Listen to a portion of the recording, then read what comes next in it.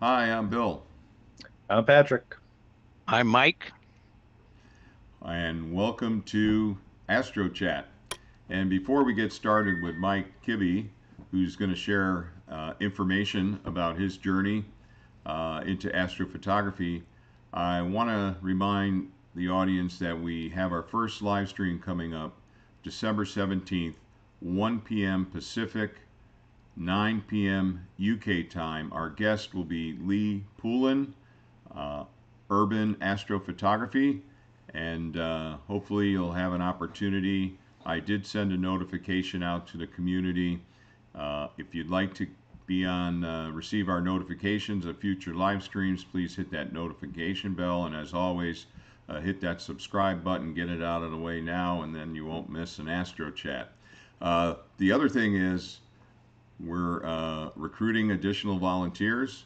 Hopefully, by now, you've kind of got a feel for how the Astro Chat is kind of designed. It's really relaxed, and it's an opportunity to do some presentation, whether that be verbally or a deck of some sort, and really just kind of share our experiences with each other and the audience about how we got started and what we're doing now and those type of things. So I'll put an email address in the video description, astrochatterpodcast@gmail.com.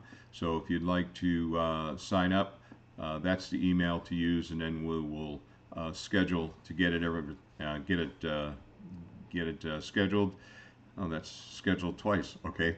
And the other thing is, as we're fast approaching the holidays here, this one on the 17th will be probably the last one until after the new year. So, all right. So, Mike, it's all yours. All right. Well, first of all, thank you for having me on. And I've been following your channel since I think you first started.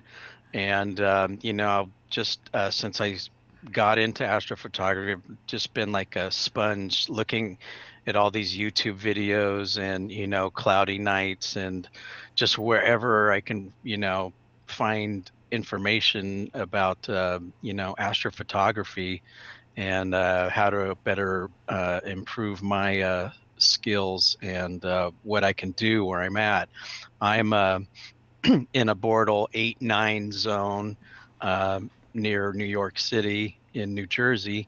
And so I have my work cut out for me. And, Yeah, uh, we know Yeah. those skies, don't we, Oh, Patrick? oh yeah. and so, I'm fighting that. And so that kind of has some limitations as to what I can do with the equipment that I have.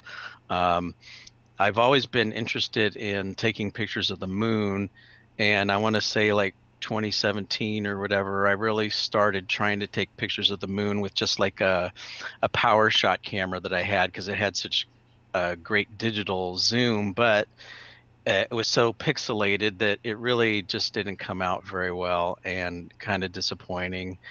And so I think in around 2019, I got a Celestron 102 AZ, the Omni, which is uh, a Costco type uh, telescope, and that was fun. I could see Saturn and Jupiter and the moons around Jupiter and the moon really well. And I don't know. I got the notion that, what if I could hook up my DSLR to this? And a friend of mine was telling me, yeah, you just have to get an adapter and just put it right in there. And um, then I came to find out about Backyard EOS. I have a Canon Rebel T7, Yeah. and you just plug it right in. And I'll tell you what, the first time I saw the Orion Nebula through that, even that, 102 refractor, it just really blew my mind. And I can't tell you how excited I was, Hmm. you know. Um, but, you know, that mount, that telescope, it's a manual mount and it's hard to, stay on target. Um, so I started looking at other options, and I may have jumped in a little bit too fast, and I ended up getting a Ioptron Gem 45 and um, a, Celestron HD Edge 8.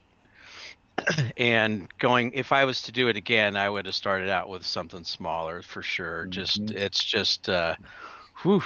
And I didn't even have a reducer when I first started, so I was just like, Yep. oh man.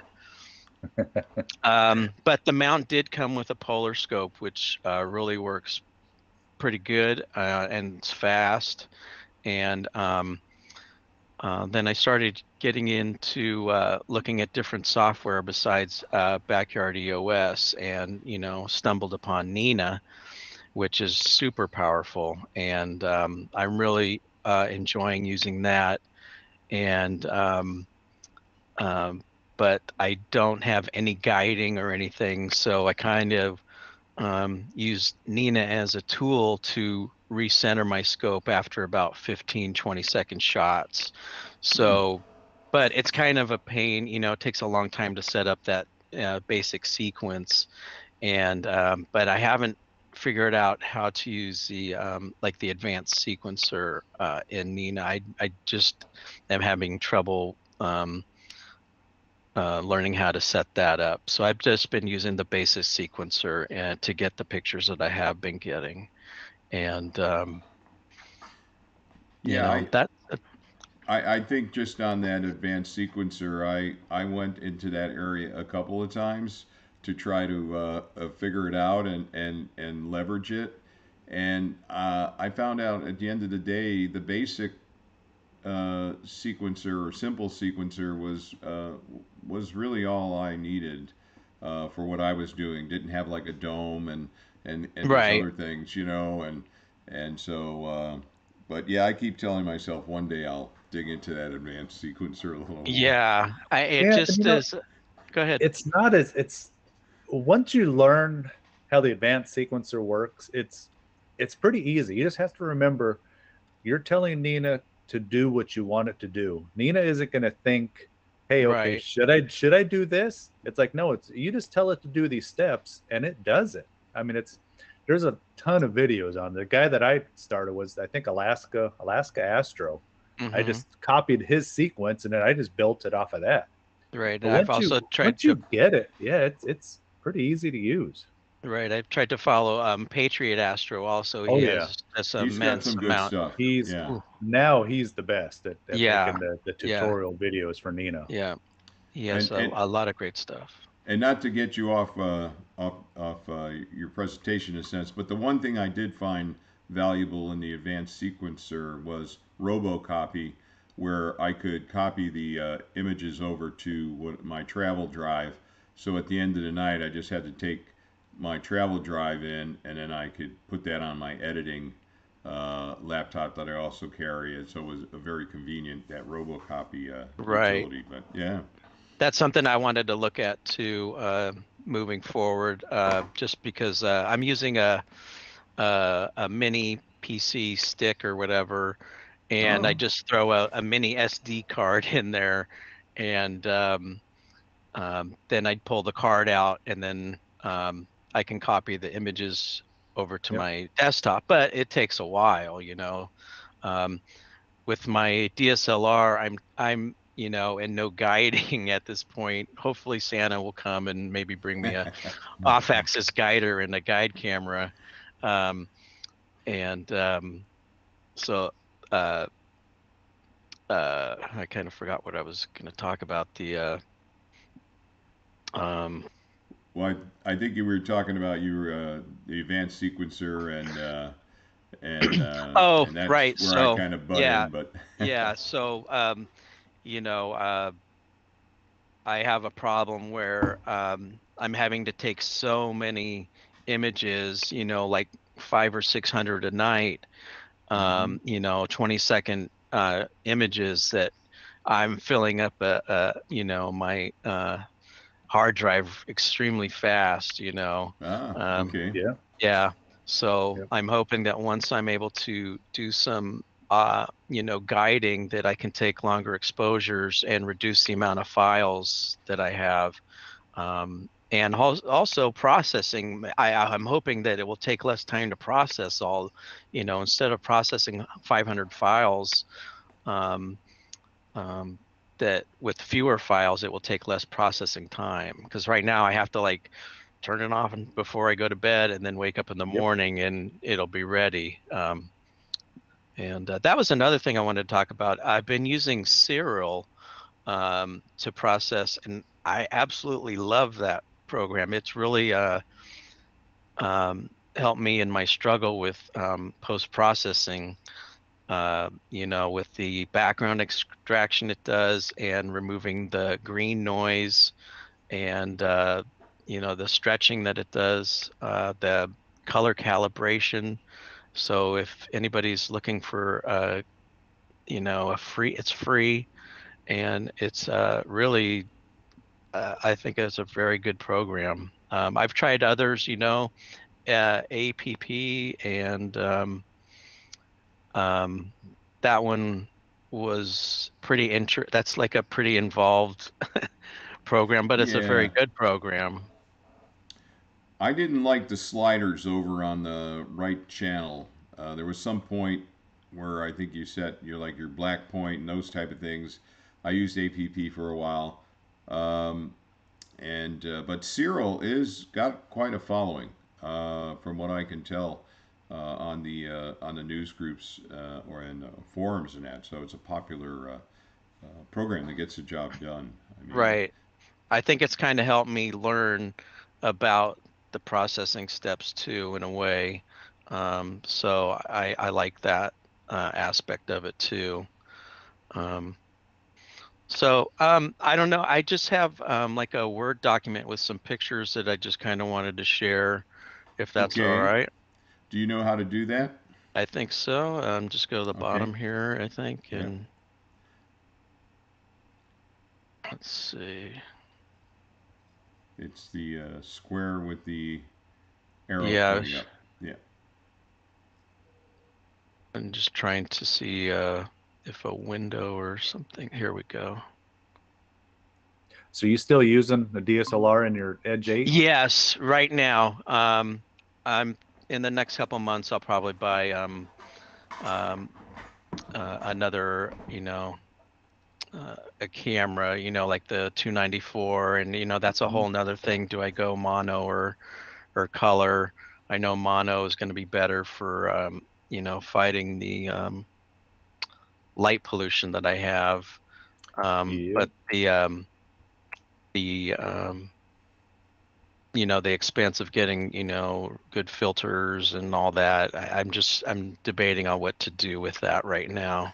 Well, Patrick and I are probably the extremes in that I went with the uh, lower cost ZWO filters initially, and Patrick, as he's on the high end, and Yeah, I went in debt, we'll say. Yeah, yeah, yeah, yeah. but I think even Mike, going the route that I did, it helped me learn about using the filters, and thinking about how much time per filter, and do I get a luminous filter and use that, and then what that expose. So I think, yes, for the best killer, probably photographs, the really high end filters are ultimately the way to go. But I felt my processing skills weren't to the point where I could really leverage what maybe that Yeah, filter could deliver for me. yeah, and So that's kind of the point. That's a good point. That's kind of where I feel that my processing skills aren't that great right now anyway. But you So see, okay, but I want to counter that uh-huh. because okay, the better with the better filters, your data is much easier to work with. The better True. data you have, the easier it is to work with. That's That's a I mean, good yeah, my point. images, I'm I'm not very good at processing, but I mean, when your data is really good, there's not a whole lot of processing you need to do. Right. Right. yeah. To the extent you can eliminate the pollution, the Mm-hmm. light pollution, and that. Yeah, there's definitely.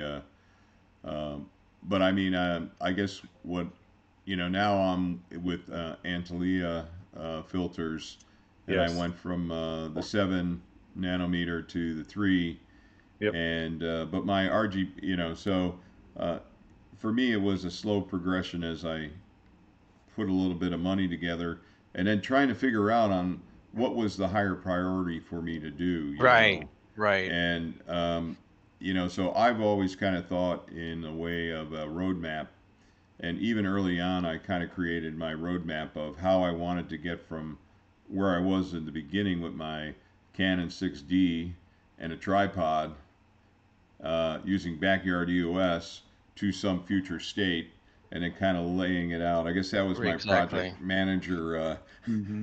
influence in trying to build a roadmap, and then figuring out how I got money along the way to make those Right. purchases. But Right. you know, But Yep. yeah, I've been kind of trying to find the priorities in my equipment that I'm going to buy next, like the OAG and a guide camera. I think that would probably be, the Mm-hmm. next best thing to, and there's a learning curve in that too. So instead of buying everything at once, I'm trying to, you know, take it one step at a time, to so to speak, and try to learn different aspects of, because there's a rabbit hole in everything you do in. Oh yeah. It's Oh just yeah. I just am it's overwhelming sometimes, but thankfully there's a lot of people out there right now like yourselves that they are sharing their experiences too, and sharing different resources that you can look to find the answers that you're looking for. So I yeah, mean, YouTube. and on YouTube that, is your best oh, friend. go yeah, ahead, Patrick. yeah, And I just and on saying that YouTube. point, uh, I really think that uh, you shouldn't open up your wallet on day one. You know, I think you should feel comfortable coming into this hobby with modest equipment, hmm, and just start to experience the joy that basic equipment can deliver for you. Again, I think it was John Engstrom who was probably our first Astro chatter on here. He said, it's not a competition. It's Mm-hmm. it's a it's a personal enjoyment type thing. And he started very very modestly, and so yeah, I mean, I see posts on Cloudy Night sometimes, and a person says, "Well, this is what I have, and I want to try to make it work," and then people automatically start giving them feedback that you know you should do this, you should do that, and ultimately maybe you should do that. But right now, with the limited budget, get out there and see what you can do, and try to make it work. I mean, nothing, no shame in that. I mean, but right, right. yeah, it's And I've heard people say, you can't, absolutely don't even try to do it in, a Bortle 7 or 8, right. but I've gotten some results and that I'm happy with, and they're not amazing, Astro Bin picture of the day type photos, but I show them to my family and they're like, "Wow, that's crazy." Mm-hmm. And I'm like, "Yeah, I know they could even be better than this. I just have to put a little bit get them more time on the target, So, Yep. Yeah, and people saying that you can't get good results in a heavy light polluted area. Douglas Struble, if you ever look up him on Astrobin, he has I don't know how many A pods, and he lives in a Bortle 8 and shoots from his Yeah, backyard. yeah, yeah. Yeah, yeah. so I think it's just understanding what optimizations you can make to increase your success, and definitely integration time, collecting more data is Yes. probably the least expensive in a way to start to optimize the quality of the images you get by just taking some more time. But then filters and all those other things definitely play a role into it. But right, right. yeah, Yeah, I was just thinking about that. I've learned some things about you know, when I should be taking pictures, where I'm in my backyard, there's houses all around me, um, and about, you know, where the target is in the sky. You know, I can't take it, you know, low on the horizon. I usually wait till it gets up to about, you know, 60 degrees, you know, Okay. up. And I seem to have good luck at that time, you know. Um, it's been fun. Well, This, that's go ahead. also not a bad altitude in a sense to have the reduced sky glow Exactly. that we get when we're lower in the horizon. I'm Right. fortunate that I can start seeing stuff in like the 35 in some parts of my sky, depending on which way that target is. Because I've got like 2-story buildings and redwoods around my backyard, Mm-hmm. and I was successful in building a horizon for my backyard in Stellarium, and that is immensely helpful to tell me what time Yeah. those targets are going to be available to Right. me, so I can kind of plan my night and that. Right. So, Yeah, and the and Nina has an excellent plugin to help build your Horizon file too. oh, That I haven't actually, used that. yeah, Which one it is actually, that? Do you, I forget what it's called, but it actually use it with your camera and your telescope, Yeah. and you can just go around. And then so in Nina, when you're looking for your target, you can see your horizon Mhm. and where that target's going to be at whatever time, and it's awesome. And then you can also use that same file in Stellarium, and I think um, what's the other soft? Cartes du Seal? Yes, yes, that one Yeah. also. The same files are compatible. So Yeah, here, Patriot Astro has a YouTube channel how to set that up. That's how I did mine through Yeah, Nina. me too. Right. Yeah. Yeah. well, I wonder if I can use the Nina file in Stellarium. Can I go the other way? Because my Stellarium file is just a series of coordinates. I think Yeah. it's Yep. the same basic I think file. Maybe I so. should try and see if I can input it or whatever, or Yeah. bring it Uh-huh. in. Yeah. Yeah. Okay. Yeah. Yeah. So yeah, give that a try. It's really awesome. Um, so I guess yeah, I'll get back to Yeah, um, yeah, we kind of got off track there a little bit. yeah, Oh, okay. Well, it happens. oh shoot, what I hold on just a second, guys. I think I accidentally closed the file here. But yeah, talking about shooting and heavy light pollution, I've pretty much given up on LRGB unless I'm just doing a couple of short ones just for star colors. But yeah, everything just gets washed out. Yeah, yeah. Okay, I think we can go here.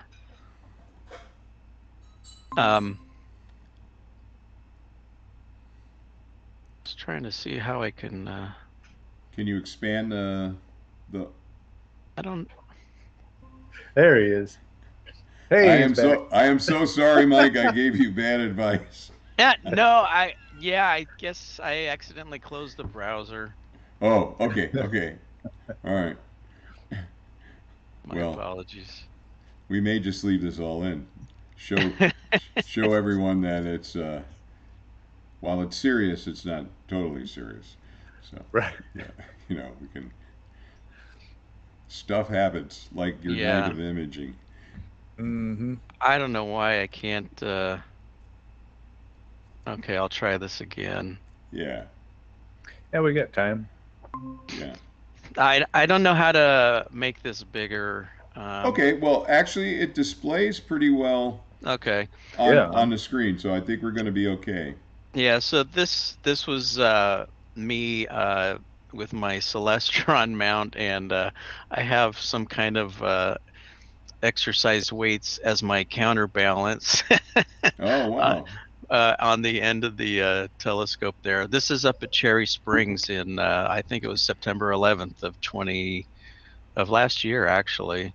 Oh, I had ordered my my mount and my telescope, my HD Edge, but it was taking so long. I had ordered it in like March of 2021, but I didn't get everything together till like December of last year. wow. So anyway, went up to Cherry Springs. It's about 5 hours away, and just a beautiful, huge place. They have one side of the road is for like, uh, I think you have to pay and you can stay overnight. The area I stayed on was just a public place, and when I got there, it was like the only one there. By the end of the night, there were hundreds of peoples with their blankets just laying down looking at the stars. It was really Wow. interesting. And there was only a couple other guys who had telescopes there. I remember seeing one guy had like a big wagon with huge, those big moon rover wheel type things, and he had a huge telescope and he trucked it on down way down the field. The field itself was probably 2 or 3, maybe even 4 football fields worth of open field up Nice. there. Yeah, it was a really awesome place. Let's see.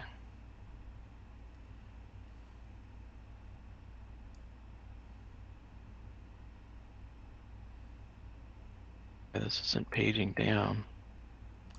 You might have to. There we go. And There it's we just go. one of the signs there at Cherry Springs. Just a really awesome place. And I wanted to get back there this year, but the weather just wasn't cooperating at all for times I wanted to get up there. This is another shot of me with the my camera hooked up there in Backyard EOS. Yeah, At this backyard. point, yeah, I had no idea. I didn't know anything about plate solving or anything, so I was just pointing it up in the sky, at random places. Here, you can barely see the moon in the background there, but I was Oh yeah. trying to just get a shot of I think it was like a half moon or so. And oops. Then I bought Oh nice. this telescope and had it sit in the backyard, and I had a table set up with my laptop Mm-hmm. and just my DSLR there, and I think I did have the reducer on at that time, and got a dew heater hooked up and the dew shield because I really need that back here with the humidity we have. Nice And setup. thank you. Yeah.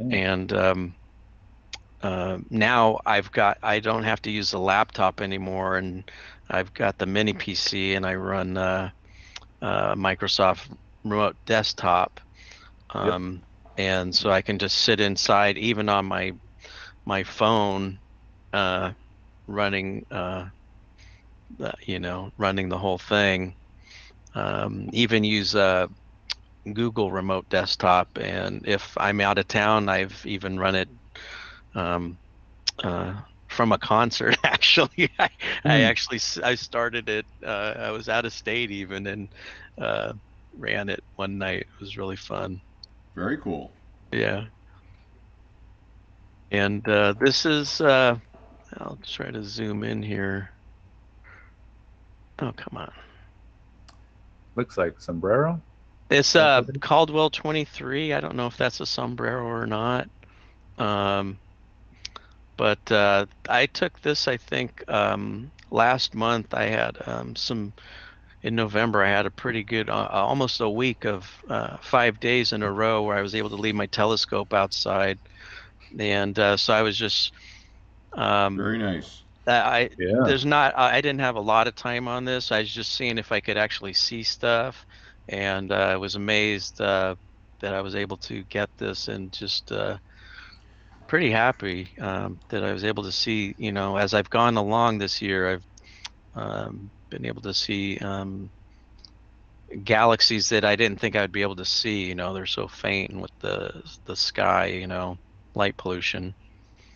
And those are still unguided, right? Yeah. So, Wow. that's amazing. yeah, 20-second exposures. It's weird. I don't understand why, but sometimes I'm able to sorry about that. Get longer exposures at some, like up to a minute, and I don't understand why. I don't know if it's just the you know, if it's the area that I'm, you know, if it's pointing, you know, more towards the azimuth or what. I'm not sure why, but I basically just set it up for 20 seconds and take my exposures that way. This was Caldwell 7, which I think is close to Caldwell 23. Very And nice. And this is all unguided. yeah, yeah. That's what I, you know, That's that's what I really like about Nina, you know, that it helped me in that way. So this is the cigar. should be M82. Yep. Yeah, M82. It's a Yep. really small picture. I think I took this in April or March or April of this year, and when I saw it, it's funny, you know, when I'm looking at it in Nina and it's processing the image and stretching it, you just see a faint Mhm. image, but then when you stack them all together, it just is amazing. This is this is Orion that I took not Mm-hmm. too long ago, and I think I have about an hour on that um, with my camera here. So how short a subject? Because you didn't really blow out the center. There was like 5 second exposures. These are, I think these are still 20-second. Wow. Yeah. Um, because if I was able to zoom in here, you'd be able to see, you know, there's 3 or 4, I think, Right. stars in there that didn't get too blown out. I mean, it's not the greatest processing, but I'm still happy with like the detail down here that I'm able to Oh yeah, see. you can see it. Yep. Um, I'm just, I think that's probably my favorite one I've taken this year. Mm. Um, here, yeah, Mars. I've been shooting Mars last couple weeks, and this is about the best I could do. And this is using 2 times Barlow.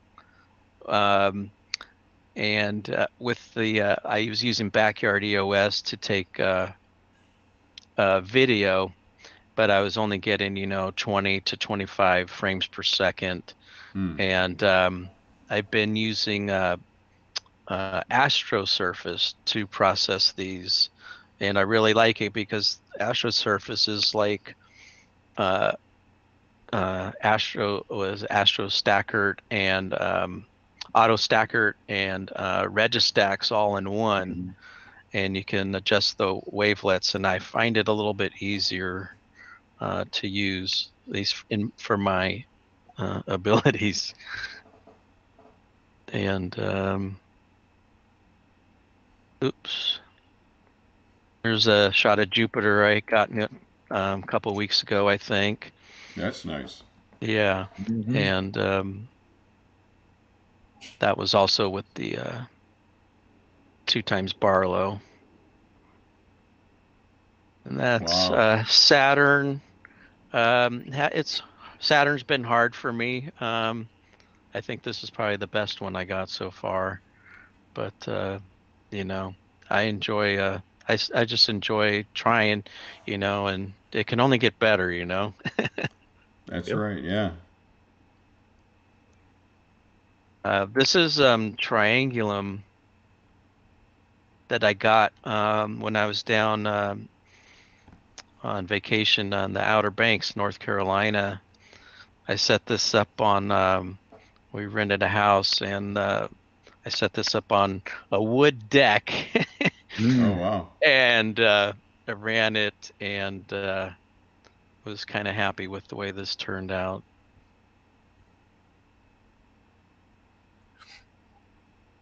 Let's see. I don't know if I have any more or not. This is Oh, that's nice. yeah.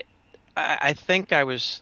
I don't know if what I did to this one. It kind of looks blown out a bit and kind of noisy, but you know, at least I can see, you know, some of the arms. Right. This Right. Oh yeah. M81 um, Bode's Galaxy. And so I know it's there. You know, I just have to get my processing skills And what focal a length little. was this at?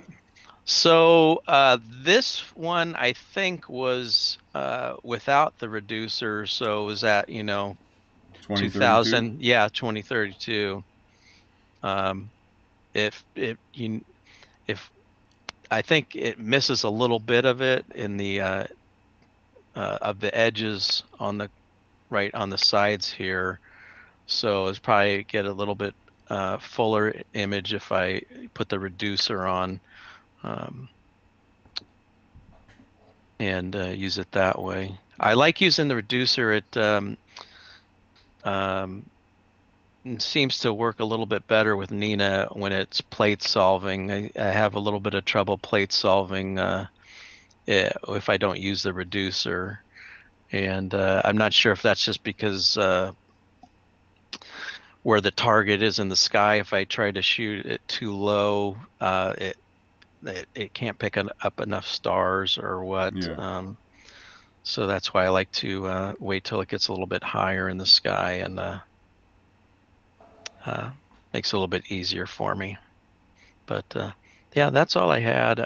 But just wanted to share those with you. And Yeah, very nice. Yeah. And, I think, and that's all unguided.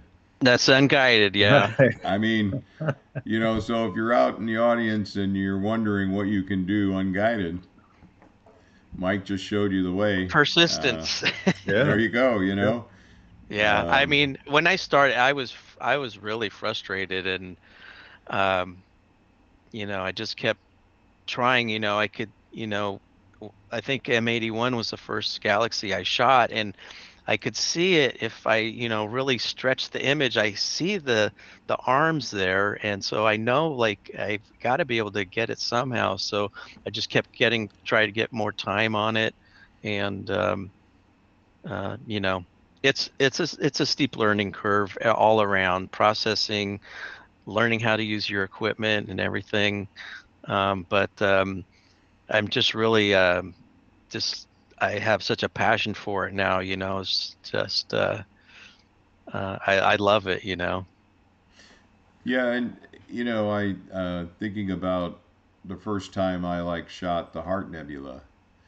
You know, I was really on the front end, and but like Patrick will say and has said, it'll come around again next year. Yeah, So you get another crack at it, and then yeah, from the prior year what you Hmm. wanted to optimize off that, and then you can even combine data and Yep. increase the integration time and those type of things. So I mean, um, yeah, no, that's those Yeah. are Talk about really being nice. frustrated. I don't know anyone that started out in this hobby and they weren't frustrated. If they say they weren't, they're liars. right, right, right.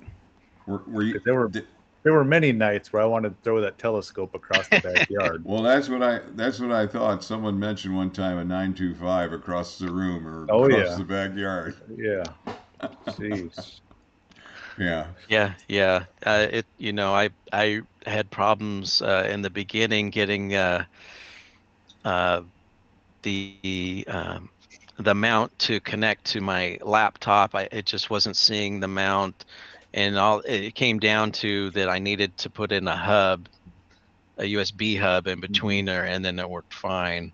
So I'm not really sure what that was, but you know, and I only found that out, because of what I found out online. Other people were doing. So yeah, it's great that everybody is sharing their experiences and helping others troubleshoot.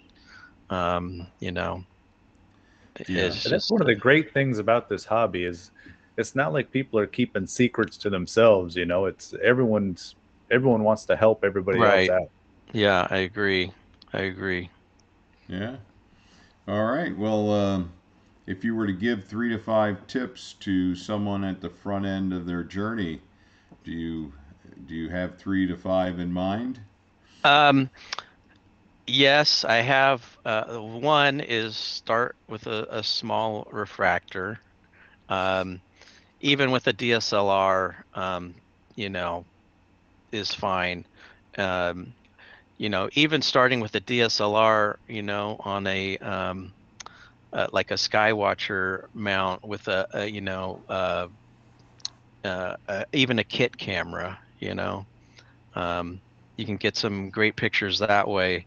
I didn't have it on my slides, but I was at Donner Lake last May, and I just brought my um, DSLR and a kit camera and got a great Milky Way picture over the mountains there. And I'm sure you could get a great picture of Orion even with that. So I would start small till you get comfortable um, uh, with the whole process. Um, and don't dive in on a big telescope like I did. That was a mistake. And it took me a long time. I think it took me longer to learn all the different processes of what software to use, plate solving, and polar aligning and all that stuff. So I would start small, and number two is do some research. And I thought I did a lot of research, but like I said before, there's a rabbit hole in every aspect Yeah. of this hobby. Just unbelievable how far you can go down. and Yeah. Oh uh, yes. and and um, I would say the other thing is you're gonna have to have patience. It's not an immediate gratification. So, um, you're not going to get a nice picture right away like you guys have in your backgrounds. That was hours worth of time to get a picture like that. So you really have to have a lot of patience. And yeah, I think that's about it. Yeah, and I think part of the patience is weather, being patient Yeah. with the weather. I mean, Hmm. anymore. I was frustrated a lot. I quit astrophotography. I came back and all that. The thing that frustrates me now is if anything is the weather. I mean, I'm down to that, and there's Yeah. really nothing much I can do about it. Even with my ability to move geographically a bit, um, you know, uh, the weather is going to be a factor that we just have to deal with at times. And like you said in the beginning, don't be discouraged by light pollution. There's ways to mitigate that, and uh, but that weather, that's because I'm dealing Yeah. with that right now. I want to be out, Yep. and the rest of this month just Right. doesn't look good for any of the places I Yeah. normally go. Yeah. And then in the summertime, you probably, with all the fires out west, Yeah, I'm sure that's a huge impact, because I know the Bay Area was getting a lot of smoke too. yeah. Actually, I was up at Blue Canyon Airport over this past summer, and a fire not too far away started, and how I went to bed around 4 o'clock in the morning. I woke up like at 7, and everything was yellow. The smoke had just Hmm. Yeah. blown into the area and shut me down, Yeah. and it shut other people down for a week or more. And so Right. yeah, that does happen. Yeah. That's a Yeah. that's a that's a good point. So Yeah. I'm addicted to my weather apps, on my phone. Hmm. yeah, Keep checking them to see when we're gonna have some clear skies this week. Yeah, if your yeah, friends want to know what the weather's like, ask an astrophotographer. They'll Yeah, tell you down to the exactly. hour Exactly. what the weather's going to be like. yeah. Long range, I use AccuWeather. As I get closer, I start to look at clear, dark sky, Hmm. and then I have a First Light Optics app on my Android, and that is pretty reliable for a couple of days out, and it lets me know about seeing and transparency and winds. Wind is another thing. I don't know how Yeah. much you experience it where you are, but that could be, especially as I moved up into the Edge HD8, that's a bigger profile now and seems more susceptible to wind. Right. But Yeah. yeah. And I use my dew shield also to help block some of the light from the Mm. neighbors and stuff. And if it Yep. gets a little bit windy, it's just like a sail kind of. It'll move the camera around unnecessarily. I just wanted to Yeah. mention one of the other apps I use is Astrospheric. Yep. Oh yeah. Um, I I use have and that. that. Yeah. I like that because it'll tell you helps show you're Yep. seeing. Transparency and Yeah, yep. exactly. Yep. Yeah. So I like that one and the clear outside. I use a lot. And on the desktop or laptop, I use cloudy.com. Oh no, windy.com, and that has been pretty good on the cloud forecast in the Bay Area here, San Francisco Bay Area. I'm just south, about 18 miles, San Francisco. So over in the Daly City area, the marine layer comes in, and then but it all doesn't always necessarily come down as far as San Mm-hmm. Mateo, and atmospheric has been pretty good. Windy.com, looking at the cloud layer, has been pretty good. So, but again, they're all forecasts, and Yeah. what really burns me is it's supposed to be really cloudy, and so you Oh don't yeah. set up and everything because I don't have a pier, and then you go outside and it's clear. Yeah. Yep. So, you know, Yeah. I'm always looking up at the sky and stuff. And if it does that, that's just, it's, yeah. it's just mean. All right. Well, I think we should probably All start to right. wrap things up, Mike. Excellent uh, presentation. Thanks for sharing with My others pleasure. on how you got started, where you're at now, and where you're maybe headed. And I think hopefully this is helpful to others. It Yep. just doesn't happen overnight.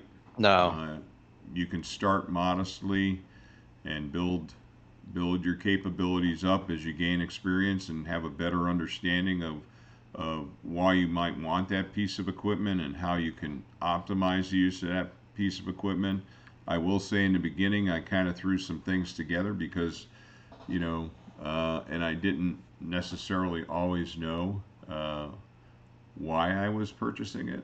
I think I got lucky, Mm-hmm. but there is a lot of information out there to help new people, and hopefully through these Astro chats, we're helping others at the front end of their journey as well. And see, I didn't realize about that I could in Nina with that Horizon. I knew it had a capability to show a horizon, but I never took the time to understand how to create it because I had it in Stellarium. But it'd be so much more convenient to have it in Nina. Yeah, it And is so Oh because now, yeah. you can use your camera in your scope yeah, and build your horizon file. yeah. Yep. So So now I'm gonna give that a shot. That'll be very very helpful. yep. And And when you start using advanced sequencer, it comes real helpful because you can say, hey, don't start till it's above this many degrees. And if it Exactly. clears your horizon, you can say, shut it Yeah. off when it gets to yeah, this. I mean, it's telling the advanced sequencer, got to look into it. It makes things Yep. a whole lot Yep. easier. Yeah, I definitely will. yeah. I mean, you're right, Patrick. There are things that I think I used it one time because I wanted to like dither every third Mm-hmm. exposure, and then I was going to run through each of the filters. So, you know, nine exposures, then dither, and then run through them again. So there was a loop that you could create to that, and also running commands in parallel. Um, that those opportunities. Yeah, I mean there's a lot of capabilities in the advanced sequencer, but Yeah, and some of the main ones, like I image while I'm sleeping, so recenter after drift or restart guiding. So if clouds come in and yeah, PhD stops, you could have it restart and it'll recenter yeah, everything back up to where it was. I mean, it's good point. Yeah, maybe we should do. We should do a chat on that alone. Yeah, You could lead. You sure. could lead the discussion. Ooh, So I don't know. Maybe we try and get Chad on for that one. That Chad would be from great. Patriot Pastry, well, no, you're Patriot doing great, Astro. Patrick. Yeah, I You're mean, I don't know because I'm so simple with it. I have two setups that I use, and I don't change them because they work. I have one yeah. that I set up for doing LRGB, and then one I have set up for doing I only shoot one filter at night when I'm doing Oh, okay. narrowband. So I have these two set up where I just have it changed to my sulfur filter or my hydrogen filter, and I run that all night long, and then that's it. All right. Well, if there's anyone out there, I'll do one more recruiting effort here before we close. You want to come on an Astro Chat? You want to talk about Advanced Sequencer and Nina? Astro Chatter Podcast at gmail.com. I'll put it on the screen when I edit this video, so you'll have it available. That email address will be in the video description. So come on, help us. And while it may be a little bit more advanced topic, it could also help people on the front end of their journey if they've made a decision to go into Nina. And that's one thing about Mike, when you said you kind of went from Backyard EOS, which where I started, and then you found Nina. I had to go through APT, SGP before I got to Nina. Eventually, so it was a little bit longer of a struggle. Not that APT was a fine tool, as was SGP, I guess, Sequence Generator Pro. But I'm so happy I found Nina, and there's just something to me about the. Maybe it's the minimalist in a sense interface. There's just something about the GUI that just works for me. Right, I agree. What the other ones did. So, all right. So that's my last recruiting drive before we close this down. If you like this kind of content, please give it a thumbs up. Remember, hit the notification bell so you'll be aware of future Astro Chats. All Astro Chats, whether they're live stream or recorded like this one, will be in the Astro Chat playlist on the Astro Vagabond channel. And like, share, and subscribe. Other than that, wherever you might be in the world, I think from all of us here, and again, thank you so much, Mike. Excellent job. Clear skies, and we'll see you next time. Yep, Thank you, guys. Thank you, Patrick and Bill. Yep. Take care. Okay, Thanks Mike. for coming on, Mike. Thanks. Thank you. All My right. pleasure. Bye-bye. Bye.